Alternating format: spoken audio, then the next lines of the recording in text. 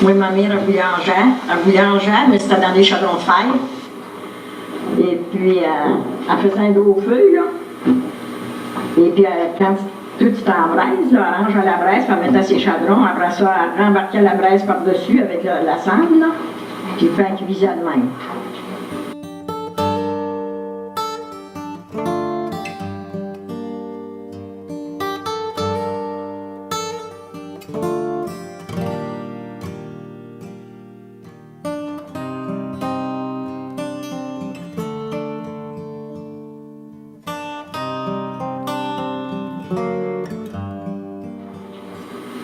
On n'avait pas de poêle pour cuire le pain dans le camp. C'était même qu'elle faisait ça. Les billes, c'était pareil. C'était fait au feu. Les pétates pareilles, tout au feu. Maman mettait les œufs dans le sel. Il y avait des boîtes carrées, là. Puis elle mettait un rang de sel, puis elle mettait les œufs, puis elle mettait encore du sel par-dessus.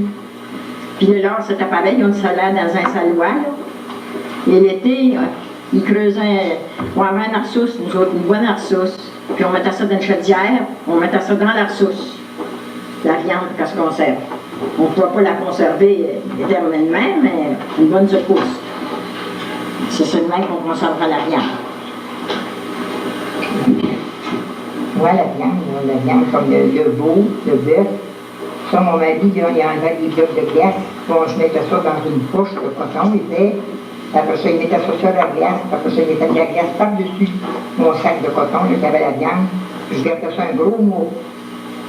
On est en cherché là-bas pour la précaution, mais toujours de la glace dans la viande. Nous autres, mes parents, autres, pour, on va dire l'été, là, quand c'était le temps de la crème puis le lait, là, on avait un cric, puis mon père avait fait une boîte, puis il avait percé des trous dedans, puis on avait mis la boîte dans le cric. Et puis là, on mettait le lait, la crème, le beurre. Puis pour les autres, pour la viande, par exemple, c'était du lard salé que mes parents salaient. Et puis, en automne, ben ça, ils mettaient les légumes, ils enterraient ça dans le sable.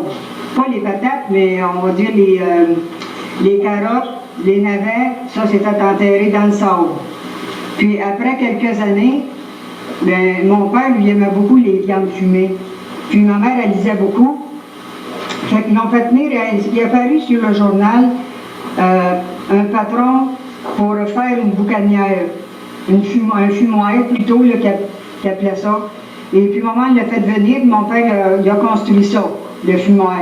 Là, il a fumé du jambon, du bacon, et puis on me dit qu'il a fumé du poisson, moi je ne me rappelle pas, mais mes frères ils disent que oui. Moi, dans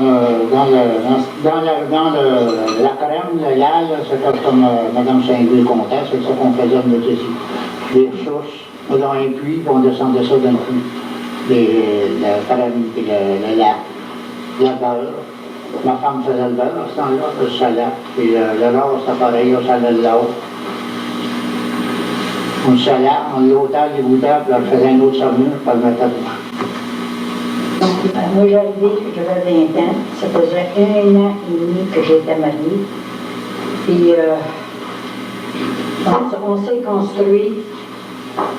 Puis, la première chose, on a eu un prêtre en mission à l'école. Il venait à tous les mois nous chanter une messe. Après ça, ben, on a décidé de demander la malle. On a demandé le bureau de poste.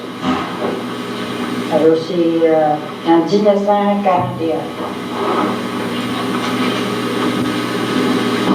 Nous autres, nos commissions, après que mon père a été construit, quelques années après, là, M. Blais, comme mon mari a dit, là, M. Blais il est venu s'installer à l'Épicerie. Là, lui, il a tenu magasin, là. Je ne sais pas, ça peut être à peu près en 1923, 1924. Là, lui, il tenait, il y avait de la viande, c'est-à-dire du lard salé. Et puis, il y avait de la graisse, de la farine, des tomates là, en canne. Le canage, ça, il l'avait pas mal tout. Les saumons, ces choses-là, parce qu'il n'y avait pas toutes sortes de canage comme aujourd'hui. Mais on allait à pied, chercher ça. De chez nous, ça nous donnait 2000. On se rendait chez M. Blais pour faire... c'était notre dépanneur, ça. Le premier dépanneur qu'il y a eu, c'était lui dans ce temps-là. Puis le Mounassi, ben, c'était M. Blais, le premier Mounassi. Napoléon Blais, là, que je parle. Alors, c'est bonjour, c'est ça, M. Patrick Bondy, et Miso. Et il y avait un fac là-dessus, couvert en école de boulot, mais là, il n'y a personne là. Fait que j'ai venu à bout d'avoir un emploi pour bâtir, un emploi du gouvernement, bâtir ma maison. Dans ce temps-là, le gouvernement donnait 250 pièces. C'est M. Amilor Bondy de Pontmain qui m'avait fourni tout pour bâtir. C'était un prof en bois, un papier redonné, puis un verre d'eau. En dedans, c'était une planche embouchée, bien piqué les verres. Ma femme avait posé un papier brun collé avec une pâte de fleurs, faisant la pâte, comme ça, pour coller le papier. Puis on a un étage, on va pris un kilo, on va pas finir l'eau. C'est demain que je vais commencer. Pour ça, on est venu à 325 piastres pour bâtir ma grande.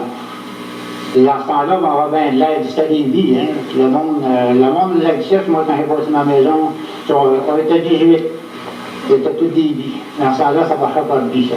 Le monde, j'avais que 19 d'années. La grande chantait pareil.